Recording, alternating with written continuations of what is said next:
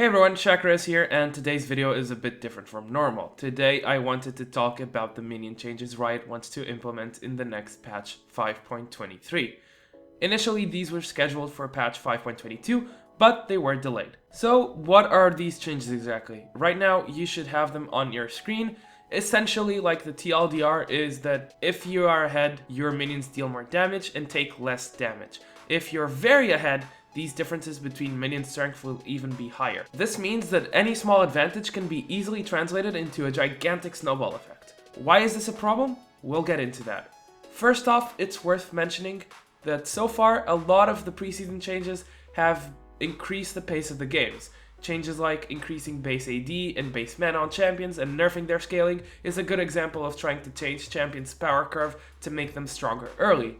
Other examples of Riot wanting to speed up the pace of the game are the introduction of Rift Herald, giving team members who get it better pushing power, combat stats, and improved recall, ambient gold going up so you get more passive gold, turret changes that were introduced, meaning AP champions do more damage to them, the removal of flat resistances and increased gold turret rewards, and TP nerfs. Less or no teleports in the game means you can't teleport back to lane to defend it, or turn around a bad lane by impacting bot lane with a teleport. So, we've gone over some changes in patch 5.22, so what's wrong with these minion alterations Riot intends to implement? Well, they just go hand in hand with all I mentioned, more encouragement for early game and more snowballing effect, and while in most games going to late game isn't that fun to watch, having every game end super early off of a couple kills isn't much better. Now, onto the more important stuff. These changes will heavily impact, if not completely destroy, certain aspects of wave manipulation. Wave manipulation techniques have been used by teams since Season 2. The first team to learn how to use the 6-man and create stacked waves or slow pushes was World Elite. They would use Ezreal's ultimate to partially kill enemy waves. Wave manipulation has certain requirements in order to work. Minions have to be equally as strong, and they have to A-click down a lane, meaning they walk in a straight line until they run into an enemy, whether it's other minions or a champion. Unfortunately, finding examples from Season 2-3 VoDs is extremely hard, but Faker replicated this technique with his Ezreal mid in LCK Spring. Shortly after, other elite teams like TPA and Azubu Blaze would start using these strategies along with others. Let's take a look at this game between World Elite and Azubu Blaze for IPL 5. So in the following situation you're seeing right now, this is an old game on IPL 5 between Team World Elite and Azubu Blaze. And in this scenario, Flame fell behind in lane. So what he's doing is he's keeping a freeze on the bot side of the map while their bot lane is on top side. Obviously, a lot of stuff is happening, but Flame keeps this freeze up for a very long time, as you can see by the sped up clip. So in this clip, what World Elite is doing is they're catching the waves. So basically they're getting to the waves before they hit the enemy waves, and by doing this they're pushing really fast. They're leaving their wave intact while they hit the enemy wave, and this puts a lot of pressure in all three lanes. They're playing the split push kind of style that is really annoying to deal with. And in this clip right here, what you see is after catching the waves and pushing them in, Wei Zhao goes and steals his red, and when Helios goes looking for it, he immediately gets caught by a World Elite ward, and they promptly kill him. So this is how they were using also super wave pushing and catching the waves in order to control objectives. In this last clip, we're looking at a game of Season 3 between Blaze and Frost, and you'll notice that Nasus is up top, and he only gets half of the wave, and then eventually backs off and leaves half of the enemy wave there, and this has a purpose.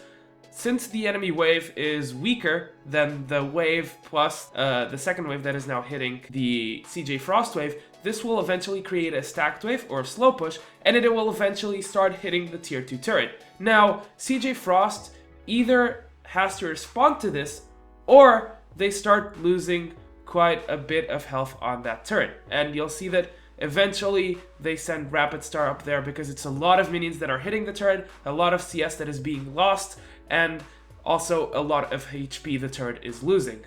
My point with all this is that wave manipulation and all its strategies have been skills present in the game for a very long time. From freezing to catching a wave and slow pushing, these will all change if a lot of these minion changes go through, if not disappear completely.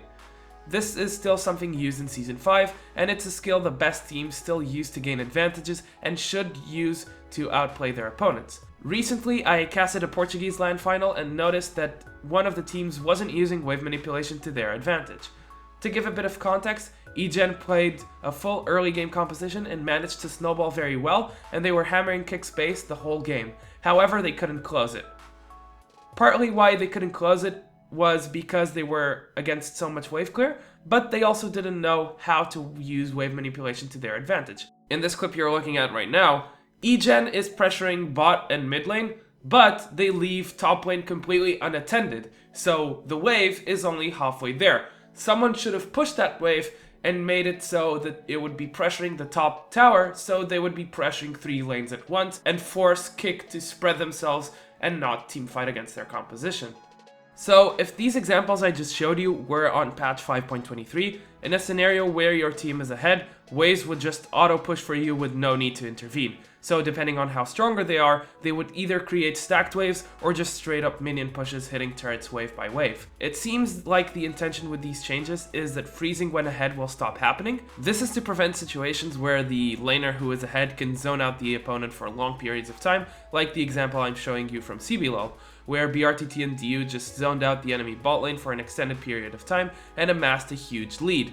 However, and depending on how strong the enemy minions are, keeping a freeze as the losing team might be hard to do. So, as a conclusion, if Riot implements this change, they'll be removing a huge strategical aspect of the game that has been present for most of its competitive longevity. As for solutions, I reckon that would be another video by itself, but I'd like to see neutral objectives given more relevance, particularly Dragon, since games are no shorter and we'll rarely see a team anywhere close to 5 stacks. Buffing jungle buffs would be a nice change as well, give them some sort of added strength to make them relevant going into the mid game. Anyways, that's going to be all for this video. Remember to like my video if you enjoyed it and subscribe for more. I'll see you guys in the Rift. Shakarez signing out.